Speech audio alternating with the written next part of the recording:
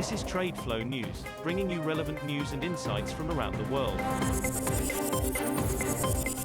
TradeFlow News, enabling trade for SMEs and economies worldwide. These are some of the key topics that we will be looking into in today's program.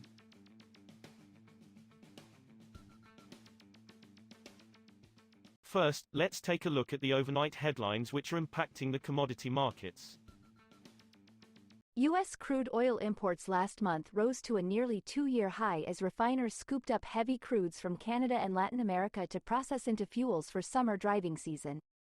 Imports of crude oil rose to 3.1 million barrels per day, BPD, in May, the highest since July 2022, data from ship tracking service Kpler showed. Imports so far this month have remained strong, at around 2.9 million barrels of oil per day to date. Fuel demand has remained tepid with products supplied for gasoline at 9.1 million barrels of oil per day in the week to June 14, slightly below the 10-year seasonal average, data from the U.S. Energy Information Administration showed. The global liquefied natural gas, LNG, market has a newfound but fragile equilibrium, following 2 years of volatility, due to lack of spare supply in the near term, the International Gas Union, IGU, said in a report on Wednesday. Global LNG trade reached a record level of 401.42 million metric tons in 2023, growing by 2.1% or 8.4 million tons from the previous year, supported by high spot purchases due to gradual decline in prices. However, the pace of growth was lower than the 5.6% seen in 2022, as limited supply remains the primary growth limiting factor, IGU said in its World LNG report. Moving on to the top news in the energy sector. Oil prices inched up on Wednesday, nearing their highest level in almost 2 months, driven by forecasts for an eventual inventory drawdown during the third quarter peak summer demand season and geopolitical risks from the Middle East conflict. The American Petroleum Institute on Tuesday reported U.S. crude oil stocks rose by 914,000 barrels, market sources said.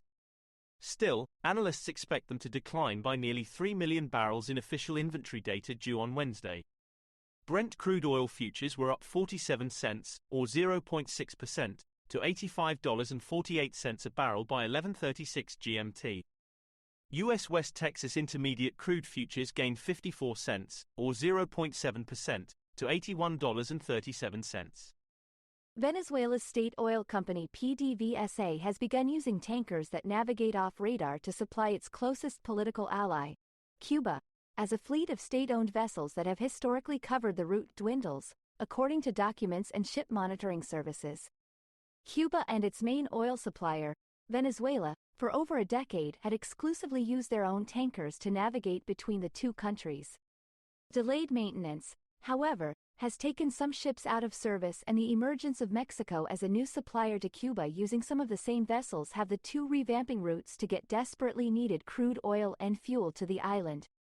Next, we have the top news in metal markets. Gold prices fell to their lowest in nearly 2 weeks on Wednesday as the dollar firmed, while investors awaited a report on the Federal Reserve's preferred inflation gauge due later this week for the latest clues on the central bank's rate cut prospects.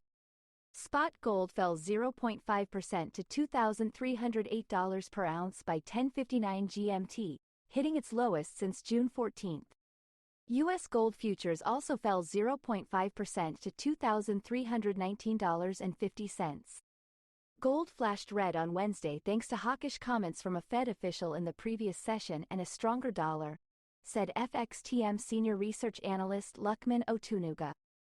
Iron ore futures prices rose for a second straight session on Wednesday, aided by a wave of buying in China's spot market and bets that the world's second-largest economy will unveil more stimulus to spur its struggling property market.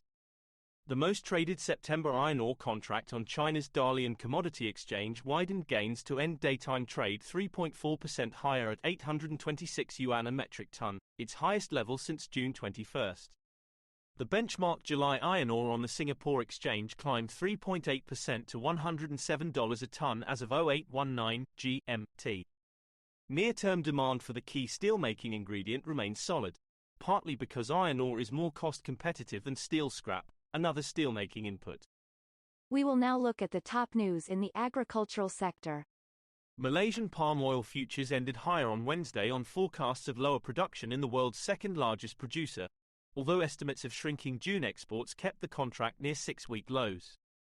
The benchmark palm oil contract for September delivery on the Bursa Malaysia Derivatives Exchange closed up 18 ringgit, or 0.47%, to 3,877 ringgit, $823.14, a metric ton, but hovered near its lowest since May 17. It had earlier declined as much as 0.75%.